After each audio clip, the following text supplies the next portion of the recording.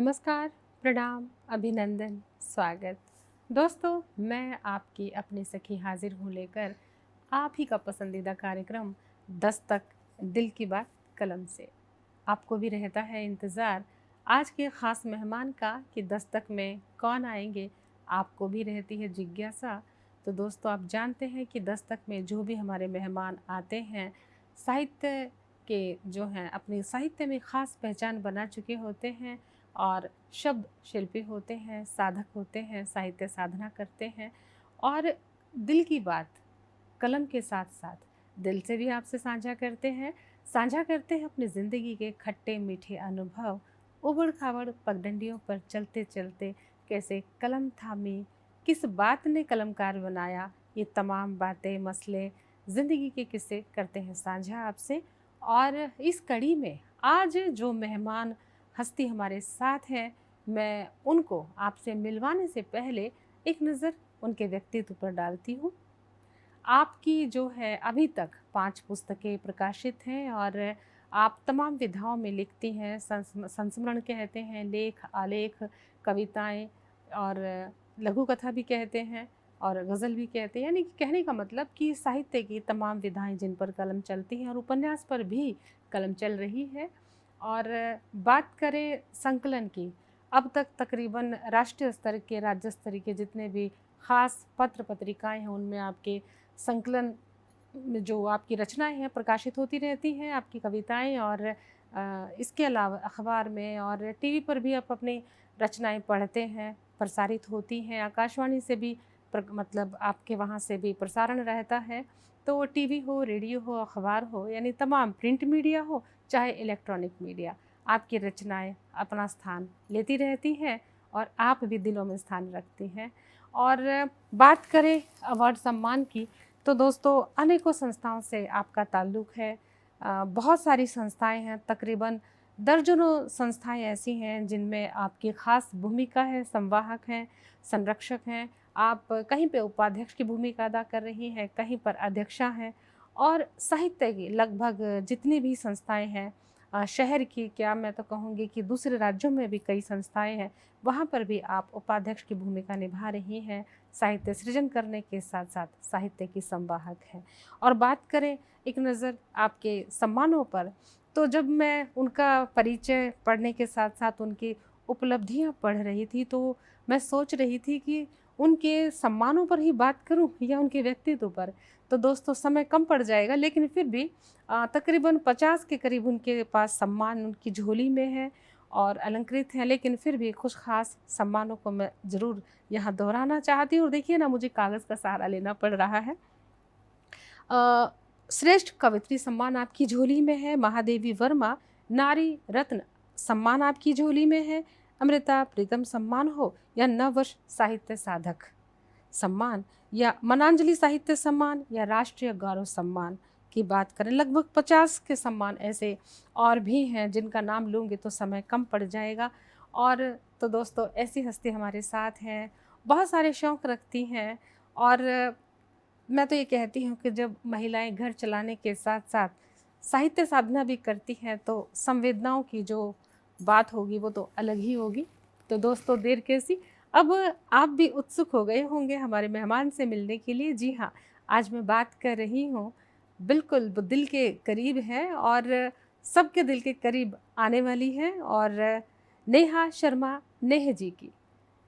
नेहा जी, आप just TV के प्रांगण में आए और हमारा निमंत्रण स्वीकार किया, आपका दिल से धन्यवाद करते हैं। ये मेरा सौभाग्य है सखी जी, जी आपने मुझे आमंत्रित किया जी और आपसे रूबरू होने का मुझे मौका मिला। जी मैं आपकी और जस्ट टीवी की बहुत आभारी हूँ। जी। और हमारे जस्ट टीवी पे भी हम बड़ी दूर दूर से ढूंढ ढूंढ के लाते हैं, हमें पता है कि मोती कहाँ कहाँ मिलेंगे। ये तो आपका बड़प्पन है। जी। और जैसा कि मेरे को सबसे बड़ी खुशी इस बात की है कि जब साहित्य सृजन की बात होती है, महिलाएं इसमें बहुत अपनी अहम भूमिका निभा रही हैं। और सशक्त महिलाएं जिन्होंने साहित्य को समृद्ध किया है और सशक्त उनका व्यक्तित्व भी है और उनका साहित्य भी है। और घर गृहस्थी को चलाने के साथ साथ परिवार की जिम्मेदारियों को निभाने के साथ साथ जो साहित्य की डोर को भी बखूबी संभाला हुआ है, उनमें से आप एक हैं। और देख रही हूँ कि आपकी 5 पुस्तकें प्रकाशित हैं, अनेक संकलन हमारे समक्ष रखे हैं। और बात किताबों की आती है तो मैं तो ये कहूँगी कि लगे हाथ सबसे पहले शुरुआत करते हैं आपकी किताबों से ही। और बीच बीच में हम अपने दर्शकों को ये भी बताएंगे कि आप कहाँ से हैं, क्या करती हैं, और अपने जीवन के अनुभव आप साझा करेंगी। लेकिन अब आपकी किताबों से ही जब आप साहित्य साधना कर ही रही हैं तो 5 पुस्तकों पर जरा सी बात कर लेते हैं। जी जरूर। तो दोस्तों, ये नेहा जी की यानी नेह की पुस्तक है और आबशार, बहुत खूबसूरत किताब है। और बूंदे यादों की, तो ये जो बूंदे हैं यादों की, और ये आपका काव्य संग्रह है, इसमें कुछ शेर भी हैं। तो सबसे पहले तो हमारे दर्शकों को ये बताइए कि ये किताब कब आई? ये मेरी सबसे पहली पुस्तक है जी 2018 में प्रकाशित हुई थी। जी 2018 तक मेरे 36 सालों का जो मन के भाव थे, जी जो मैंने संजो के रखे हुए थे, उसको जी। मैंने तो इसमें से जरा मुहूर्त कर लेते हैं। जी जरूर। जो आपके बेहद दिल के करीब, कहते हैं ना कि पहला बच्चा होता है उसमें खास आकर्षण होता है, उसके बाद तो 2 3 4 5 जितने भी बच्चे हों सारे ही प्यारे लगते हैं, लेकिन पहले बच्चे की आमद की खुशी जग जाहिर है। सबसे पहले मैं इस पुस्तक के बारे में बताना चाहूँगी कि ये मैंने अपने पतिदेव को समर्पित की थी। अच्छा जी, क्या बात। क्योंकि इसमें जितने भी शेर हैं वो उनको ही समर्पित है। क्या बात है। उनकी बदौलत ही मैंने ये मेरे भाव जी मन में उमड़े और मैंने कलमबद्ध किए। जी। और इंटरव्यू दे, जब आपके पति देव इस इंटरव्यू को सुनेंगे तो गदगद हो जाएंगे। क्योंकि इसमें मैंने समर्पण में लिखा भी जी। यही हुआ है, और सबसे हाँ। पहला शेर उन्हीं को और ज़रूरी भी है, समर्पित जो आपकी किया। साहित्य साधना में आपकी जी। बैकबोन हो, आपका हाथ पकड़ के चले, आपको रास्ता दे और आगे बढ़ने के लिए अग्रसर करे, तो योगदान तो बनता है। बिल्कुल, उनका मेरी जिंदगी में हर क्षेत्र में बहुत योगदान जी। रहा है। चाहे मेरे लेखन में था, जब लेखन शुरुआत हुआ तो वो उम्र ही ऐसी थी। अच्छा। तो कैसी थी? जो भी भाव आए नहीं, पहले तो यही से प्रश्न है। आप कहते कि वो उम्र ही ऐसी थी। उम्र ही ऐसी देखिए, थी जिसका मैं अब प्रश्न से उत्तर तो निकाल के रहूंगी। देखिए दोस्तों, मैडम कह रहे हैं, नेहा जी कह रही वो उम्र ही ऐसी थी, तो ये जो उम्र है, उम्र ही ऐसी थी, तो भाई ये उम्र आखिर कैसी थी, पूछते हैं। ये उम्र वो उम्र थी कि जब आपकी उमंगें जवान होने लगती हैं जी, जब आपको कोई पसंद आने लग जाता है जी। और आपका हर पल हर सांस उसको समर्पित हो जाता है। लव मैरिज थी? जी। अच्छा जी, ये रहस्य खुल गया। उन्हीं से उन्हीं को समर्पित करते हुए मैंने जो शुरुआती दौर में सब कुछ लिखा वही आपकी इसमें। उम्र क्या रही जब आपने उनको पसंद किया? अर्ली 20s में। अच्छा जी, 18-20 साल के? 20-22 साल 20-22 साल के, ओके जी। तो कोरे मन पर, मन की कोरी तख्ती पर पिया का नाम लिख लिया? क्या बात है। तो करीब 8 साल तक हम हाँ। एक दूसरे को समझे, जाने, पहचानने, तड़पते रहे, तरसते रहे। हाँ, वो दौर भी आता है। बिल्कुल आता है। तो और खुशनसीब हैं आप कि जिनसे आप प्रेम करते थे उनसे आपका विवाह हुआ, क्योंकि वो समय ऐसा था कि शायद प्रेम विवाह करने में बहुत अड़चने आती थी। अड़चने आती थी, आज भी आती हैं, आज से 50 साल पहले भी आती थी। लेकिन प्यार सच्चा कह लो या संयोग कह लो। कहाँ मिले थे आप? हम अमृतसर में ही रहते थे हम। अच्छा। तो ये वहाँ आते होते थे। वहाँ आते होते थे किस सिलसिले मतलब हमारे अंकल के घर में। खुल के तो बताओ। मिलना जुलना हुआ। अच्छा। तो बस इस तरह से कहानी चली। क्या बात है, बहुत खूब। और इसमें हमें तो खुल के बताना चाहिए, अगर हमें किसी से प्यार है तो वो प्यार ही तो है जो हमें कलम थामने के लिए। बिल्कुल, मैं स्वीकार के चोट पर स्वीकार करती हूँ। हाँ। कि हमने एक दूसरे को अपना भरपूर समर्थन दिया और एक दूसरे को पूरी तरह से समझने के बाद ही हम आगे बढ़े। और आज हमारी शादी को 34 साल होने वाले हैं। जी, आप दुनिया के सबसे खुशनसीब लोगों में से एक हैं कि जिनसे आप प्यार करते थे वो आज आपके पहलू में है। ये बहुत बड़ी बात है, बहुत खूब। और दोस्तों, देखा आपने, जिंदगी से पढ़ते अब जो है, जिंदगी की किताब से अब परत दर परत बहुत कुछ खुलने वाला है नेहा जी के लिए और बताएंगे बहुत कुछ। तो नेहा जी, जैसे कि आपने कहा कि आपका प्रेम विवाह हुआ और आपको अपना प्रेम मिल गया, आखिर उनकी पनाहों में आप आ गए या वो आपकी पनाहों में। बहुत खूब। और ये किताब और कविताएं और तो तमाम बातें तो होती रहेंगी, वो तो अपना मकसद है ही कि कुछ रचनाएं सुनना। जी। लेकिन हम अपने दर्शकों को बताना चाहते हैं कि ये पहली नज़र का प्यार कैसा कैसा होता है, क्या महसूस होता है, कुछ इस पहलू पर भी बात कर लेते हैं। जी, तो कब मिले थे आपको? एक्चुअली ये आते होते थे हमारे अंकल के घर में, तो वहीं हमारी मुलाकात होती थी। अच्छा जी। कभी स्टडीज़ में मुझे ज़रूरत होती थी तो थोड़ा सा हेल्प करते थे। जी, क्या हम्म, पढ़ाते थे आपको? थोड़ा साइंस में। साइंस पढ़ाते थे, हाँ, विज्ञान। विज्ञान।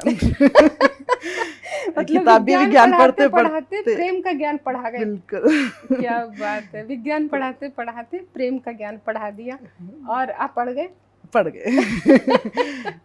पढ़ भी लिया, पढ़ा भी लिया, एक दूसरे को भी पढ़ लिया, जान क्या पहचान बात है, लिया, और जिंदगी को भी पढ़ रहे हैं। जिंदगी को पढ़ पहली लिया। नजर का जो पहली नजर होती है ना, वही होती है। उसके बाद तो लोगों के ऊपर कितनी भी नजरें पड़े, लोगों के हम पे कितनी नजर पड़े, वो नजर और नजरिया अलग ही होता है। हर हर शख्स में फिर वही नजर आता है। हाँ बिल्कुल, बहुत जब अच्छी आपकी बात है। नजरों में कोई उतर जाता है, दिल में बैठ जाता है, जी, तो सामने वाले में भी उसका ही एक रूप सा नजर आना शुरू हो जाता है कि नहीं, ये और नहीं जब वो। उनको देखा फिर आपको लगा होगा कि छोड़ेंगे ना हम तेरा साथ, साथ साथी मरते दम तक।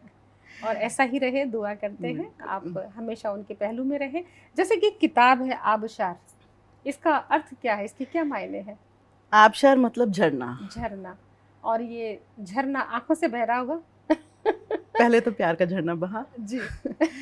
मैंने जब डायरी में लिखना शुरू किया, सब पहले तो डायरीज ही होती थी, तो मैंने अपनी डायरी का नाम ही आबशार रखा था। जी एक्चुअली हम अमृतसर में रहते थे, तो वहाँ पीटीवी बहुत हम देखते थे। जी, पाकिस्तान टीवी। हाँ हाँ, हाँ, तो उससे क्या कि उर्दू पर भी हमारी अच्छी कमान पकड़ अच्छी रही, हो गई, तो शायरी के अंदाज भी आ गए। आ गए। हाँ हाँ। तो उस टाइम अपना डीडी तो इतना चलता नहीं था, तो पाकिस्तान टीवी में बहुत कुछ आता था। नहीं, एक चीज हो, तो चैनल चाहे किसी भी स्थान का हो, पाकिस्तान का हो, हिंदुस्तान का हो, किसी भी विश्व के किसी भी स्थान का हो, बात यह है कि उर्दू जबान में जो जो तलफ़ुज़ है, जो अदायगी है, जो सुरूर आता है बिल्कुल। शायरी कहने का, वो अलग ही फिर जब आप रहता है। सुनते रहते हो तो आपको एक अपनी भाषा लगने लग जाती है। सही वो बात है, उर्दू वैसे भी अपनी ही अपनी भाषा ही है, क्योंकि हाँ। अच्छा हमारे पेरेंट्स के टाइम तो उर्दू हिंदी वैसे ही घरों में थी। घरों में हाँ, थी, और घर में भी बातचीत में शब्द आते थे। हाँ, बिल्कुल। मेरे पिताजी ज़रूर शुद्ध हिंदी पर जोर देते थे, लेकिन कुछ शब्द हमारी भाषा में मिले जुले हो गए हुए हैं आज की डेट में भी। तो ये शब्द मुझे बहुत अच्छा लगता था, आबशार। तो ऑफ कोर्स उसके बाद बूंदें यादों की ही बरसती हैं। जी, और बरसा दीजिए फिर आज कुछ कविताएं पहली किताब से। तो ये मैंने जो पुस्तक अपने प्यार को समर्पित की थी, जी तो उसकी शुरुआत मैंने उनको समर्पण से किया था। जी। इजाज़त हो तो इजहार शुक्रिया कर दें, इजाज़त हो तो इजहार शुक्रिया कर दें, तेरे प्यार के एहसास को सरेआम कर दें। क्या बात है। मैं वो चंद पंक्तियाँ भी सुनाना चाहूँगी जो जी। मैंने इनके लिए लिखी थी।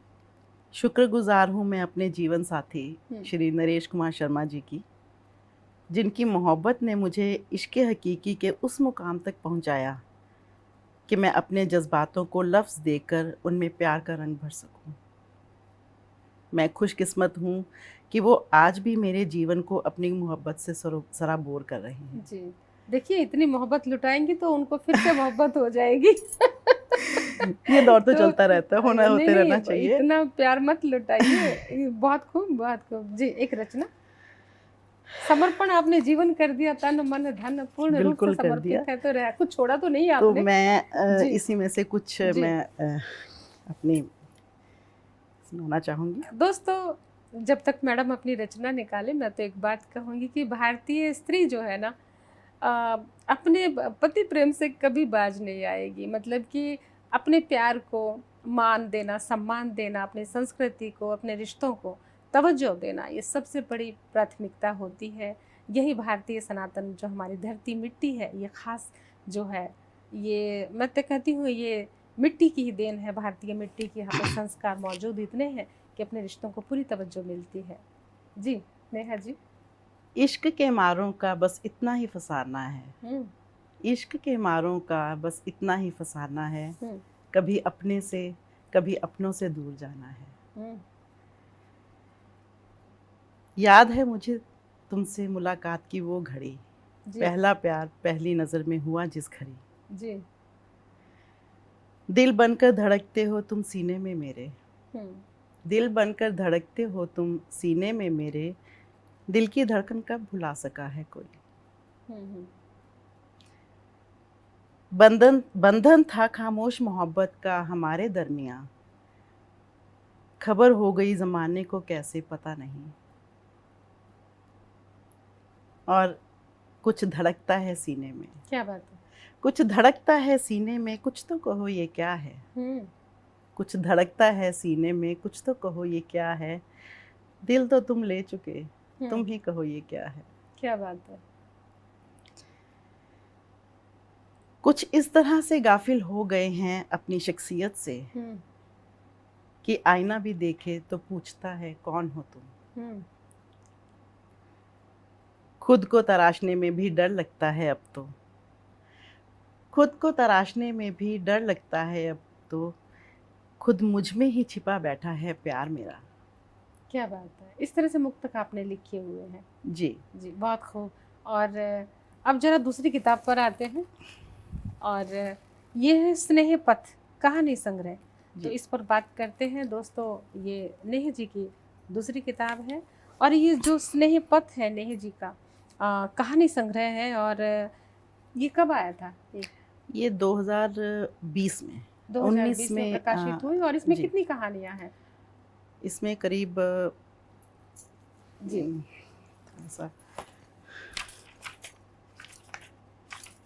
कई बार माँ बाप को ये नहीं पता होता है कि बच्चा कौन सी क्लास में है।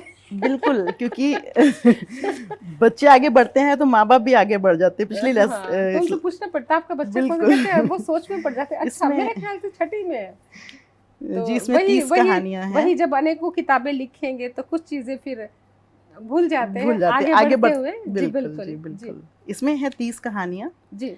तो और इन 30 कहानियों में जो है आपकी जो कहानी का कथानक क्या रहता है? कहानी किस विषय पे है? जैसे कि नारी के ऊपर है, या समाज के किस वर्ग को इंगित करती है? क्या विषय रहते हैं आपकी कहानियों के? इसमें ज़्यादातर मैंने कुछ सामाजिक मुद्दे भी उठाए हैं, और ज़्यादा इसमें मैंने प्रेम विवाह को हाईलाइट किया हुआ है। जी।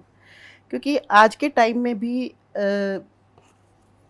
कुछ कहानियाँ जब से मैंने इसमें लिखी हैं, कुछ अपने आसपास के माहौल से इस विषय पर जो भी किसी को भुगतना पड़ा, आगे बढ़े या प्यार वहीं रह गया, या मतलब अपनी मंजिल तक पहुंचे। कि हर किसी का प्यार मंजिल तक पहुंचे, है ना? कुछ ही रांझा जैसे भी रह जाते हैं, कुछ हमारे जैसे भी होते हैं। तो उन सभी अनुभवों को, उन सभी कहानियों को अपना एक रूप देकर मैंने इसमें हम आए। आपकी जिंदगी में तो नहीं आए शायद? आते हैं, हर एक जिंदगी में आते हैं। जिंदगी में आए हैं, लेकिन विवाह को लेकर तो नहीं आते हैं। आए थे। हाँ। अच्छा जी। पर ठीक है, हो जाता है सेटल सब कुछ लाइफ टाइम से। 8 साल तो आप तरसे हैं। 8 साल तो आप लोगों ने इंतजार किया। उसी तपस्या का फल मिला। जी जी। तो तपस्या करनी पड़े तो अवश्य करनी चाहिए। बिल्कुल। किसी भी क्षेत्र में, चाहे वो। पर आपने अपने जीवन में ऐसे भी देखे होंगे जो प्रेम करते थे, विवाह नहीं हो पाए। बिल्कुल। तो वो आपकी कहानी के पात्र बने। तो बहुत कुछ। आपको कभी ये नहीं लगा कि काश मैं इनकी कोई मदद कर सकती, काश मैं इनके विवाह में इनके लिए कोई इनकी सारथी बनती? कभी ऐसा लगा? देखिए, आप किसी की मदद तभी कर सकते हैं जब आप उसको आगे बढ़ के आगे अगली ज़िंदगी के लिए कोई सहारा दे सको। आज मान लीजिए मेरी ज़िंदगी में कोई ऐसा आता है जिसकी प्रेम विवाह में कोई अड़चन आ रही है, मैं उसको सपोर्ट करूं, लेकिन अगर उसको आगे लाइफ के लिए मैं कोई रिश्ता या कोई एक प्लेटफॉर्म नहीं दे पाऊंगी, तो फिर उसको मंझधार में छोड़ना उसके साथ इनजस्टिस हो जाएगा। तो कुछ पारिवारिक मामले ऐसे होते हैं हर एक के परिवार में जो बाहर वालों की इंटरफेरेंस बर्दाश्त नहीं कर सकते। चाहे आप किसी भी दौर से गुजरे हो, किसी भी पड़ाव से गुजरे हो, लेकिन हर एक की ज़िंदगी के अपने अपने अनुभव होते हैं। हर एक के रिश्ते अपने लिए अलग अहमियत है। हर रिश्ता हर एक के लिए अपना एक अलग अहमियत रखता है। तो इस मामले में मदद अगर हो सके ज़रूर करनी चाहिए। दोनों पक्षों को एक साथ एक दूसरे को समझकर अवश्य चलना चाहिए। देखिए, जब ये स्टेज आती है तो कहीं ना कहीं तो दिल के तार जुड़े होते हैं। ये नहीं है कि पेरेंट्स को लड़के हों चाहे लड़कियां हों वो भूल जाते हैं इस दौर में आके।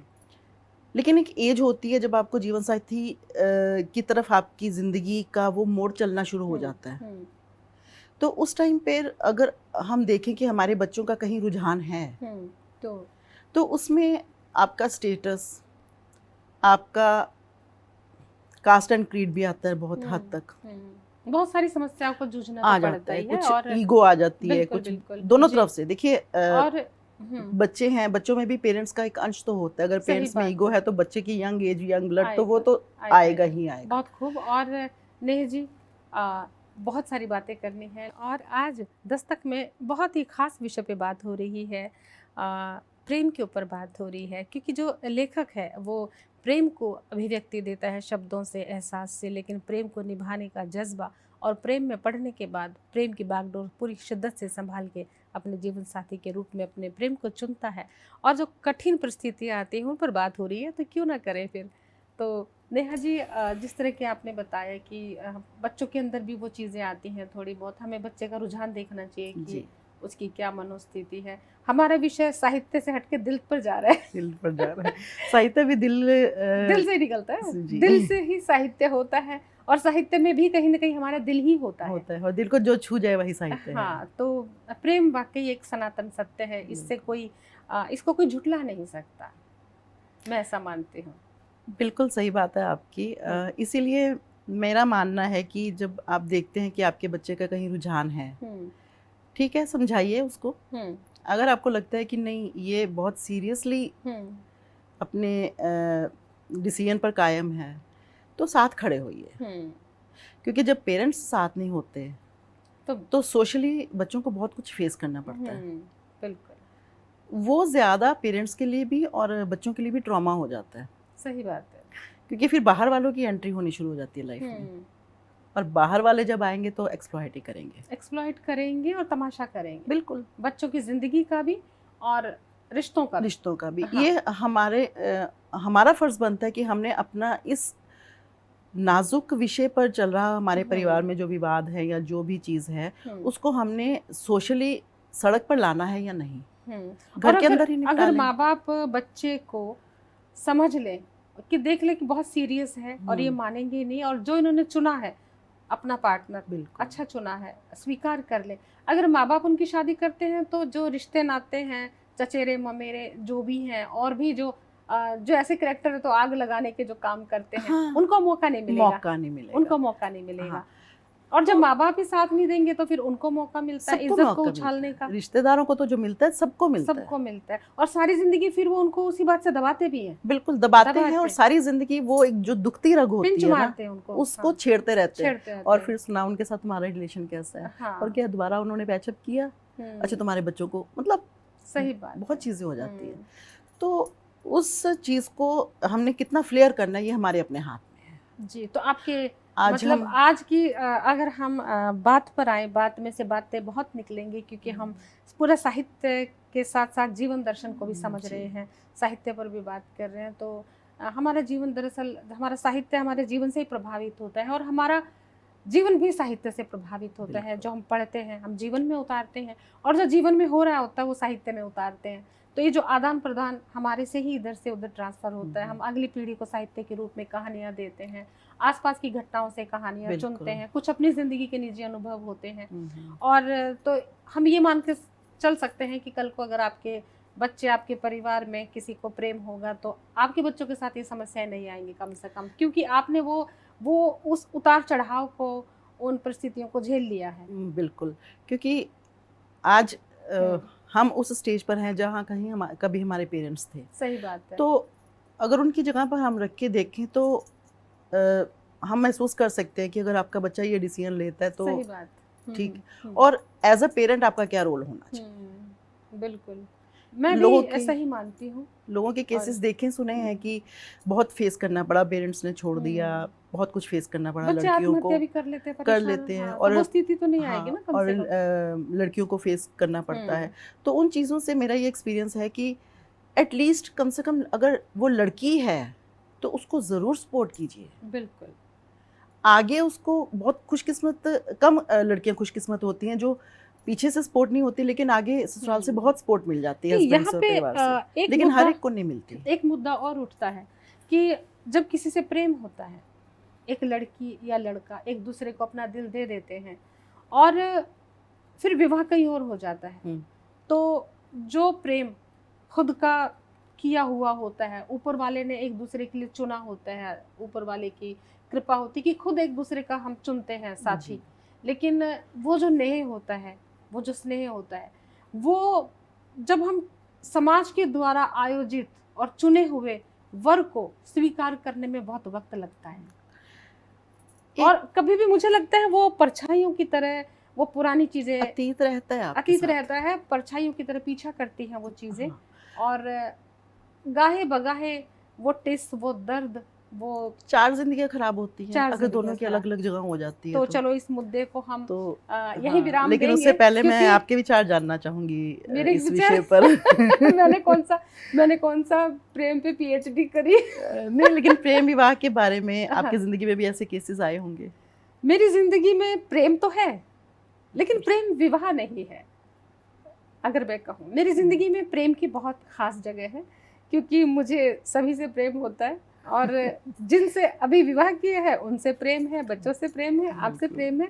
लेकिन अनुभव की जहाँ तक बात है कि प्रेम एक सनातन सत्य है, प्रेम एक एहसास है, और जिसके साथ भी एक बार होता है ना, मुझे लगता है वो सांसों के साथ ही खत्म होता है। आप उसे जग जाहिर करें ना करें, आपको वो मिला हो ना मिला हो, आपका प्यार हमेशा उसके लिए बना रहता है, दिल के किसी कोने में एक धड़कन की तरह धड़कता है, उसी लेवल पर रहता है, उसी लेवल उसका एक अलग स्थान बन जाता है। ये जरूरी नहीं कि आप विवाह नहीं हुआ तो वो प्रेम खत्म नहीं होता है। आप एक फूल होता है, वो जहाँ कहीं भी रख दो घर के किसी कोने में, वो खुशबू पूरे कमरे में फैलाता है। प्रेम ऐसा पुष्प है कि वो इधर हो, ये एक रोशनी है, थोड़ी सी दूरी पर भी होगी, उसकी रोशनी से भी उजाला ही आएगा। हाँ, कहीं और शादी हो जाती है तो एक कर्तव्य समझ के जिंदगी निभा लेते हैं। और लेकिन प्यार की कमी रहती है, प्यार की कमी रहती है, लेकिन वो परिस्थितियां अलग होती हैं। और मुझे लगता है कि शायद लेकिन मैंने गालियां बहुत खाई है। मैंने खुद प्रेम विवाह करवाए हैं, अंतरजातीय विवाह करवाए हैं, खुद अपने मामा के लड़के की करवाई है, बुआ की लड़की की करवाई है, और सबने मेरे से संबंध भी खराब करे कुछ समय के लिए। लेकिन आज मामा का लड़का भी जो है वेल सेटल्ड है, उनके बच्चे हो गए, और जो बुआ की लड़की है उनके भी बच्चे हो गए। वो बहुत खुश हैं, बहुत खुश हैं, और वो मुझे जरा जरा सी बातें बताते हैं, धन्यवाद करते हैं, दुआएं देते होंगे। हाँ, और अब वो सब संबंध ठीक हो गए। एक बार तो मैंने बहुत गालियां खाई हैं सभी की कि सारे फसाद की जड़ सखी है, उर्मिल है। कहा कोई बात नहीं, झेल लेंगे भाई, कोई प्रेम करता है तो जिंदगी का तमाशा तो मैं नहीं होने देती, किसी की जिंदगी तो संवर जाती है। तो मैंने गालियां बहुत खाई है, और मैं खाने को भी तैयार हूँ।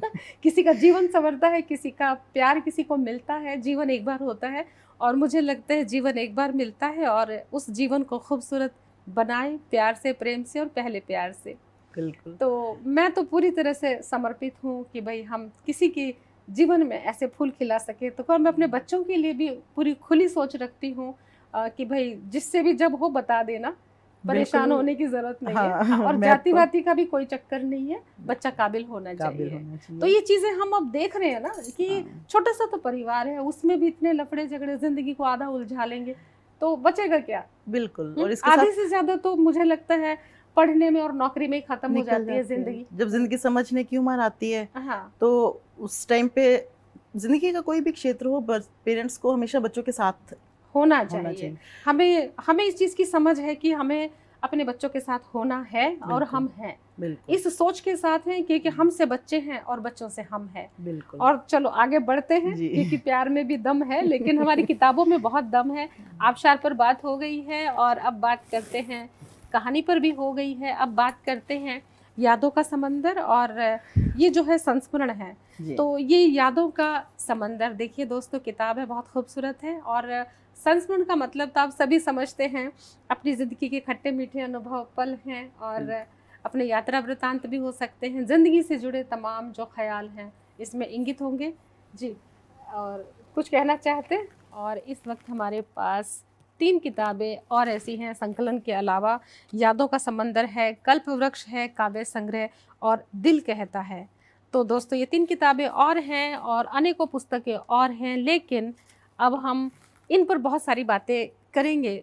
तो ये तो है कि बहुत सारी बातें करेंगे तो बहुत कुछ निकल कर भी आएगा, रचनाएं भी होंगी, संस्मरण में बहुत कुछ ताज़ा किस्सा होंगे ज़िंदगी से ताल्लुक़ रखने वाले। लेकिन हमें तो सुनना भी है, क्योंकि नेहा जी गज़ल भी कहती हैं, तरन्नुम में भी कहती हैं, पंजाबी गीत भी कहती हैं, बहुत कुछ। तो ये मौका तो नहीं छोड़ेंगे हम। तो नेहा जी, तमाम मसलों पर हमने प्रेम के मसले पर बात कर ली। कहते हैं प्रेम का मसला सुलझ गया तो ज़िंदगी सुलझ गई। हमने तमाम ज़िंदगी को ही सुलझा लिया है। तो अब ज़रा कुछ आपकी आवाज़ बहुत मधुर है, तो आपसे कुछ सुनना चाहते हैं। ज़रूर। मैं सबसे पहले मैं एक शुरुआत में गणपति जी को, गणपति जी की कर ली हमने प्रेम आराधना, आप सीधा गजल पे आ जाओ। चलिए, गणपति जी तो शुरू में आने थे ना, अब तो पति आ गए बस। जी। आप तड़पा के दिल को किधर चल दिए, आप तड़पा के दिल को किधर चल दिए, इस तड़प को बढ़ाकर किधर चल दिए।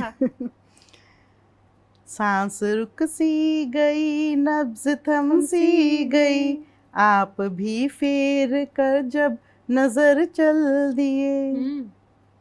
आपका इश्क ही तो खुशी थी मेरी, वो खता भी बताते अगर चल दिए।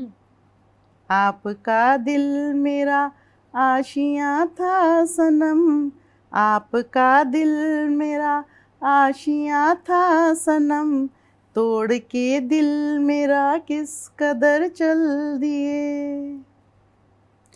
और इश्क था या मेरा वो भरम था सनम, क्या बात है। इश्क था या मेरा वो भरम था सनम, यूं दिला के यकीन किस सफ़र चल दिए, आप तड़पा के दिल को किधर चल दिए, इस तड़प को बढ़ाकर किस डगर चल दिए। और नेहा जी, आप पंजाबी में भी कहती है ना? पंजाबी में है कोई रंग? जी, पंजाबी में एक गीत है। जी। उससे पहले मैं 2 पंक्तियाँ सुनाना चाहूँगी कि लोहड़ी पर जैसे लड़कों के लिए ही ज़्यादा कहते हैं, तो लड़कियों के लिए नहीं। उसके लिए मैंने लिखी थी 2 पंक्तियाँ। इक्को कुखों जम्मे हाँ मैं ते मेरा वीरा मेरा, इक्को कुखों जम्मे हाँ मैं ते वीरा मेरा, लोहड़ी ते फिर बाबला क्यों नहीं है हक मेरा। क्या बात है, सवाल छोड़ गए। कहते पाप ना कमाओ मैनू इंज दुत्कार के, पाप ना कमाओ मैनू इंज दुत्कार के, देवी भी कहंदे हो ते कुखां च भी मारते हो। एक गीत लिखा था मैंने पंजाबी में। मेरे हंजुआं च तेरी तस्वीर वे, मेरे हंजुआं च, मेरे हंजुआं च तेरी तस्वीर वे, मेरे नाल चन्ना तेरे नाल चन्ना मेरी तकदीर वे, मेरे हंजुआं च। जदों चलदियां ठंडियां हवावां वे, दिल मेरा दिंदा मेरा तैनू ही सदावां वे, तैनू वेखने नू जदों दिल करदा, लै बैठदी हां तेरी तस्वीर वे, मेरे हंजुआं च। सुन कोयल दी मिठड़ी कूक वे, मेरे दिल विच उठदी ए हुक वे, सुन कोयल दी सुन कोयल दी मिठड़ी कूक वे मेरे दिल विच उठदी ए हुक वे वाल वांदी मैं शीशा जद वेखदी दिसे नैना विच तेरी तस्वीर वे क्या मेरे बात है। हंझुआं च दिने राती रात तेरी तकनिया मित्रा एक वारी आके मैनू मिल जावे मित्रा जिंद जान मैं तेरे उत्तों वारा कोई मिलन दी दस तदबीर वे मेरे हंझुआं च तेरी तस्वीर वे तेरे नाल चुन्ना मेरी तकदीर वे। तो आज नेहा जी हमने तमाम मसलों पर बातें करी, इश्क मोहब्बत पर, उसके सफ़र पर, प्रेमियों पर, प्रेम पर, और ज़िंदगी के कई रहस्य भी खोले और रास्ते भी दिए लोगों को। लेकिन अब जाते जाते एक दो प्रश्न भी बाकी हैं जो मैं पूछना चाहती हूँ कि आप संपादिका भी हैं, सह संपादन में आपने पुस्तकें निकाली हैं, तो बतौर सह संपादक किस चुनौती का सामना करना पड़ता, आपने क्या महसूस किया है? देखिए, लिखने में आपके अपने भाव होते हैं और संपादन में आपने दूसरे की लिखी हुई रचनाओं के भावों को पकड़ना होता है, तो वो विषय के साथ कितना न्याय कर पा रहे हैं ये भी देखना होता है। और लिखते वक्त हम, जैसा आजकल ट्रेंड आ गया कि मोबाइल से ही हम टाइप करके लिखते हैं तो ऑटो करेक्शन आ जाती है। हाथ से लिखने में तो हमारा हाथ खुद पढ़ता था शब्दों को, लेकिन इसमें क्या है कि कई बार लिखने में कुछ भी आगे पीछे हो जाता है, तो वो शब्द क्या है उसको समझना, उसको करेक्ट करना, उन भावों को पकड़ के करना, तो वो चीज़ों की आज के टाइम में भी संपादन में काफ़ी प्रूफ रीडिंग की बात कर रहे हैं आप? जी। जब किसी कवि की कोई रचना आती है और आपको संपादित करनी है पुस्तक, तो जो प्रूफ रीडिंग के लिए जो कविताएं आती हैं तो उनमें जो है मात्राओं का, बिंदियों का, नुक्ते का, हर तरह से जो है काफी ताकि जो लिखा गया है उसके भाव वही रहें। व्याकरण की दृष्टि से वो व्याकरणिक दृष्टि से भी सभी त्रुटियां देखनी होती हैं, तो इन चीज़ों का बहुत ध्यान रखना पड़ता है। क्योंकि कई बार होता है कि आपने मुझे जो रचना भेजी है उसमें अगर कोई त्रुटि रह गई है, आपने तो अपने भाव लिख कर दे दिए, लेकिन अगर मैंने उस त्रुटि को ठीक नहीं किया तो आपको लगेगा कि मैंने वो चीज़ भाव बदल दिए। जी, प्रूफ रीडिंग प्रॉपर करनी पड़ती है। बिल्कुल मतलब एक पूर्ण विराम तक बगैर भाव को बदले।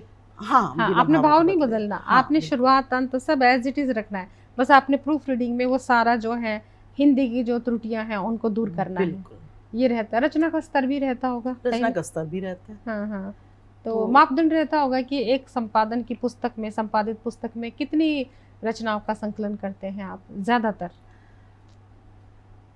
डिपेंड करता है कि आप कितने रचनाकारों को ले रहे हैं। तो हो जाते हैं कई बार 60-70। अभी ई पत्रिका भी आजकल हम निकाल रहे हैं, काव्य मंजी साहित्यिक मंच ई पत्रिका की मैं मुख्य संपादिका हूँ जी। तो अब ई पत्रिका में तो पेजेस का कुछ खास होता नहीं है, जबकि अगर आप हार्ड बुक निकाल रहे हैं तो उसमें देखना पड़ता है। तो उस हिसाब से हम देखते हैं कि हमें कितने रचनाकारों को समेटना है और किस स्तर के रचनाकार लेने हैं। इसमें गिनती का कोई चक्कर नहीं है? नहीं, गिनती का नहीं है। हाँ, 50 पेज भी हो सकते हैं, 200 भी हो सकते हैं, 400 भी हो सकते हैं। चलो, ये भी एक बहुत खूबसूरत आपने जवाब दिया था कि हमारे जो नए लेखक हैं संपादन की फील्ड में आए तो किस तरह से संपादित करना है उसका ज्ञान भी हो गया। एक जाते जाते प्रश्न करना है, मेरे मन में अब तक खलबली है कि 22 साल की उम्र में आपने अंग्रेजी में एमए करी, 22 साल की उम्र में, और 56 साल की उम्र में आपने हिंदी में एमए की, और यानी अब बढ़ती उम्र के साथ आप फिर एक एमए करेंगी। तो ये जज्बा क्या सोच के आए? बहुत अच्छी बात है, और क्योंकि शिक्षा तो जितना ज्ञान हो जाए उतना अच्छा। ऐसे हमारे और भी बहुत सारे साहित्यिक मित्र हैं जो उन्होंने हिंदी में एमए, अंग्रेजी में एमए, उसके अलावा राजनीतिक शास्त्र है, पॉलिटिकल साइंस है, इसके अलावा उन्होंने विज्ञान मतलब कि ये जो आयुर्वेदा होता है उसके ऊपर कर लिया, नेचुरोपैथी पे कर लिया। तो ऐसे भी हैं कि वो 78 के हो गए, अभी भी वो एमए कर रहे हैं, पढ़ रहे हैं। तो भाई कई बार मैं कहती हूँ इतना ज्ञान लेके कहाँ जाओगे, जितना है भी थोड़ा बांट दो, में फिर एबीसी से शुरू करना, जो सीखा है वो बांट दो। तो ये एक खास बात है कि आप नॉलेज से जुड़ते हैं, नई नई चीज़ें सीखते हैं और आप अपने आप में रहते हैं। आपको इधर उधर झांकने की जरूरत नहीं, खुद में खोए रहते हैं। तो एक उनका ख्याल था जिनसे मैंने सवाल किया। पर आप क्या कहते हैं, अभी 56 की उम्र में, 56 के तो नहीं है, अब तो आप 60 प्लस हो गई। 60 प्लस नहीं लगते आप। आप अभी भी प्रेम ने जवान रखा हुआ है। प्रेम ने जवान रखा है। देखो हम घूम फिर के प्रेम पे आ गए। तो भाई जितने भी भाई प्रेमी है और जितने भी संसार में प्रेम है, जितने भी प्रेम बंधु हैं जिनके नाम भी प्रेम है, स्नेह है, ये बैठी स्नेह प्रेम नेह, तो भाई सुन लीजिए कि भाई जिसका नाम भी प्रेम हो वो भी जवान रहेंगे और जिनको प्रेम हो वो भी जवान रहेंगे। बहुत खूबसूरत बात है, इसमें कोई शक नहीं। और प्रोत्साहन की जहाँ तक बात है तो जैसे कि पहले ही सवाल में, पहले ही शुरुआत में आपने बता दिया था कि आपके प्रियतम, आपके पति देव ने जो है आपको प्रोत्साहित किया। तो पढ़ने के पीछे आपका क्या अभी एजेंडा है? देखिए, मैं ज़िंदगी में प्रेम को मुख्य रख के चलती हूँ। वो प्रेम किसी के साथ भी हो सकता है। व्यक्ति के बाद किन चीज़ों की बारी आती है प्रेम की? समाज है, आपका सबसे पहले अपने आप से प्रेम। वो तो बहुत ज़रूरी है। सबसे पहले अपने आप से प्रेम। आप अपने आप को जानो, समझो। आपकी जो अधूरी इच्छाएं, आकांक्षाएं, अभिलाषाएं हैं, आप उनको पूरा करने में जहाँ तक हो सके ज़रूर आगे बढ़िए। उससे क्या होता है कि आप अपने आप को तलाशते हैं। तो जो अपने आप को तलाशने का जो एक प्रेम, अपने से प्रेम होने का जो एक नशा है या एक जुनून है, उसको अचीव करने के लिए आपको कुछ ना कुछ तो करना पड़ेगा। शिक्षा भी मेरा एक प्रेम का क्षेत्र रहा है। तो मेरा मन था बीएड करने का, नहीं कर पाई। पतिदेव का कहना था क्या करना है तूने जॉब करके, आराम से अफसर की वाइफ है, अपना खाओ पियो आराम करो ऐश करो। चलिए, प्यार था, आंखें बंद करके चलते रहे उनके पीछे जैसा उन्होंने कहा। लेकिन कहीं ना कहीं मेरे पिताजी की भी इच्छा थी कि हिंदी को वो बहुत आगे उनका प्रेफर करते थे। तो फिर मैंने, बेटी की शादी हो गई, बेटा ग्रेजुएशन कर रहा था, तो मैंने कहा अब कर लेनी चाहिए। तो 2017 में फिर मैंने हिंदी में MA की और 36 सालों के बाद हिंदी जैसे सब्जेक्ट को छेड़ा। तो पहले सेमेस्टर जैसे ही शुरू हुआ तो थोड़ा सा मैं ऐसे डावाडोल हो रही थी। तो बेटी को कहा, बेटी मुश्किल लगता है। कहती क्या हो जाएगा, सप्ली आ जाएगी, सो व्हाट, करो, क्या हो गया, इस उम्र में आप पढ़ने का सोच रहे हो, इससे बड़ी बात क्या होगी, क्या बात करो। कहती कोई बात नहीं, आएगी सप्ली, देखी जाएगी। पर लकीली बेटी की गुड विशेस थी, हस्बैंड की सपोर्ट थी, माँ शांति का आशीर्वाद था। फर्स्ट सभी सेमेस्टर टोटली मैंने फर्स्ट डिवीजन में पास की। तो ये ज़रूर मेरा एक। और चलो, हमने जैसे बातें करी हैं अभी कि भाई सेल्फ लव के ऊपर, खुद से प्रेम की बात हुई है, तो खुद से प्रेम करना किस हद तक हमारे लिए सही साबित होता है, इसी पर थोड़ी सी बात कर लेते हैं। कि देखिए, जब मुझे ये लगता है कि जब हम अच्छा पहनते हैं, बनते संवरते हैं, अपने बाल बनाते हैं, खुद को एकदम गुड लुकिंग मोड पे लेके आते हैं और साथ में नॉलेज बढ़ाते हैं, तो मुझे लगता है जब हम खुद की इज्जत खुद करते हैं तो सामने वाला भी हमारी इज्जत करने लगता है। ये तो पहला ही है। और सामने वाले को जब ये पता चलता है कि भाई इस बंदे को छेड़ना नहीं है, खुद से बहुत प्यार करती है, है ना, तो उसको फिर कोई, उसकी इज्जत खुद ही बढ़ जाती है। भाई सोच समझ के रहना उसके साथ, उसको हर्ट हो जाएगा। बिल्कुल, है ना। और जो खुद का ख्याल नहीं रखते, ना डाइट का, ना सेहत का, ना पहनने ओढ़ने संवरने का, वो सबकी नजरों में उसकी कोई कदर नहीं होती है, कदर नहीं होती। आप भूखे हो तो आप किसका पेट भर सकते हो। सही बात है। तो अपने आप से प्रेम करने में आपका हर क्षेत्र कवर होता है। सही बात है। आपकी और हेल्थ भी, फिजिकली, मेंटली, स्पिरिचुअल हेल्थ भी जी। मेरा ये जो कल्प वृक्ष है, इसमें सभी आध्यात्मिक रचनाएं हैं मेरी। जी जी।